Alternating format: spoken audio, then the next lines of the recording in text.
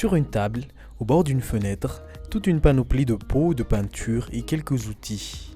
Natou Rassoul-N'Zatouf enfile son tablier et met un masque pour travailler afin de se protéger des odeurs chimiques et des taches de peinture. À la fois belle et fragile, la peinture sur verre demande beaucoup de précision. Maître de cette discipline, Natou nous dévoile comment il procède.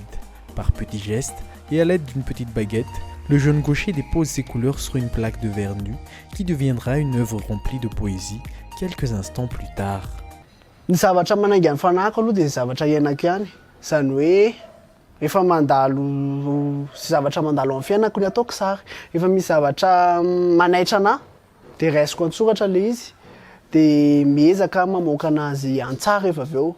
Zany hoe ny zavatra manaitra anahy amin'ny fiainana mihitsy zany ataoko sary. Fa za ihany koa manao anisana ahitany olona kely nisanganasa koa rehefa manao sary amin'ny paysage malagasy zany hoe scène de vie malagasy. Fa manao an'izay zany ahako ihany koa. Fa ny tena ataoko dia ny zavatra iainako ny avokako sary. Zay foana zany na ny aingan'ny sary ataoko. À partir de la peinture acrylique blanche, jaune, rouge, noir et bleu, l'artiste fait le premier mélange de couleurs. L'œuvre naît ensuite sur une plaque de verre transparent. Zany couleur de base reo.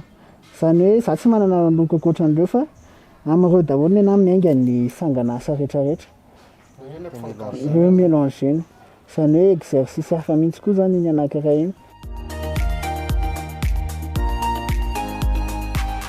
Sous ses mains expertes, un étal et des parasols prennent forme. Une silhouette de bonne famille coiffée du chignon traditionnel se plante dans le décor. Iny ataontsika mitafy lamba mena kely. Zany hoe mampiavaka an'ilay izy zany tena hoe à chaque précision tonga dia efa milaza zavatra kely anankiray izy hoe iny zao tonga dia zay moa zany mampasarotra ny hosodoko e. La peinture sur verre demande de la patience. Au bout de quelques minutes de réalisation, l'artiste doit encore pousser les fleurs pour compléter le tableau. Il doit ensuite apposer sa signature. Tout ce travail au verso. Et l'œuvre se contemple de l'autre côté du verre. Les hauts, les nature. Tena le am'izay iny.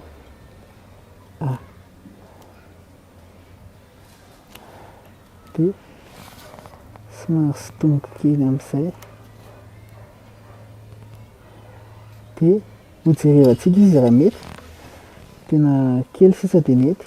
Fa manindry kely anazy fotsiny aho zany rehefa avy eo ohatr'izao zany fanaovako an'ilay signature. Le temps d'une interview, Natou termine de peindre une marchande de fleurs. L'artiste compte 250 œuvres réalisées de différents styles et de tailles différentes. Elles sont toutes uniques. Un album renferme les photos de ces réalisations qui racontent chacune une histoire particulière.